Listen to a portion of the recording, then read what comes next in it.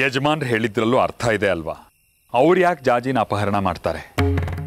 ಅವ್ರ ಮಗುನ್ ಕೇಳಿದ್ರು ಅನ್ನೋದೊಂದು ಬಿಟ್ರೆ ಬೇರೆ ಯಾವ ಕೆಡಕನ್ನೂ ಮಾಡಿಲ್ಲ. ಅವರು ಮಗಳ ಥರ ನೋಡ್ಕೊಂಡಿದ್ದಾರೆ.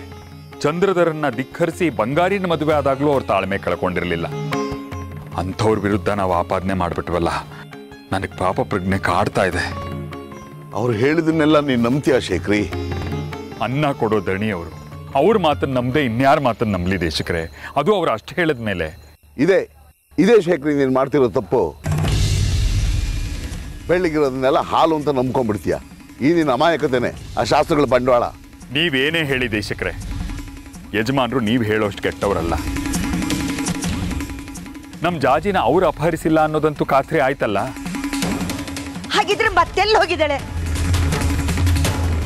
ಅದಾದ್ರೂ ಗೊತ್ತಾಗ್ಬೇಕಲ್ಲ. ಇಲ್ಲೂ ಇಲ್ಲ ಅಲ್ಲೂ ಇಲ್ಲ ಅಂದ್ರೆ ಮತ್ತೆ ಎಲ್ಲಿ ಹೋದ್ಲು? ನಾವು ಎಲ್ಲ ಕಡೆ ಹುಡುಕ್ಲಿಲ್ವೇ? ನಮ್ಮ ಕಡೆಗೆ ಯಜಮಾನ್ರ ಮನೆಗೂ ಬಂದು ನೋಡಿದೀವಿ, ಎಲ್ಲೂ ಇಲ್ಲ. ಎಲ್ಲೂ ಇಲ್ಲ ಅಂದ್ರೆ ಹೇಗೋ? ನನಗೂ ಅದೇ ತಲೆ ಕೆಟ್ಟ ಹೋಗಿದೆ. ನಾನು ನಿಂಗೆ ಅವತ್ತೇ ಹೇಳಿದೆ ಜಾಜಿನ ಜೋಪಾನವಾಗಿ ನೋಡ್ಕೊಂತ. ನೀನ್ ಕೇಳಲಿಲ್ಲ. ಇವತ್ತು ಮೊದಲೇ ಶನಿವಾರ, ರೋಹಿಣಿ ನಕ್ಷತ್ರ ದಿನ. ಚೌ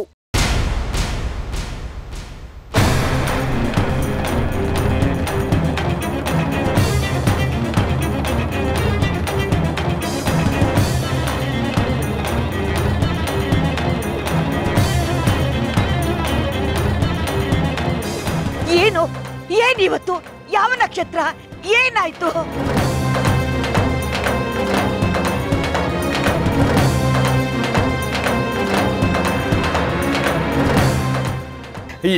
ಏನಿಲ್ಲಮ್ಮ, ಅಂಥದ್ದೇನಿಲ್ಲ. ಇಲ್ಲ ಇಲ್ಲ, ದೇಶಕ್ರು ಅದೇನು ಹೇಳ್ತಿದ್ರು. ಶನಿವಾರ ನಕ್ಷತ್ರ.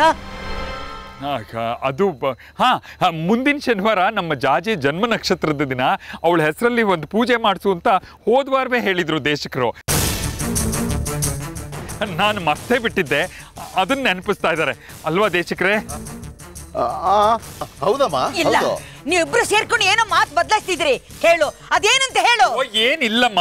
ಇಲ್ಲ, ದೇಶಕರು ಏನೋ ಹೇಳಕ್ ಬರ್ತಾ ಇದ್ರು, ನೀನು ಅವ್ರನ್ನ ತಡೆದು ಮಾತು ಬದಲಾಯಿಸ್ತಿದ್ಯಾ. ಹೇಳು, ನಿಜ ಹೇಳು.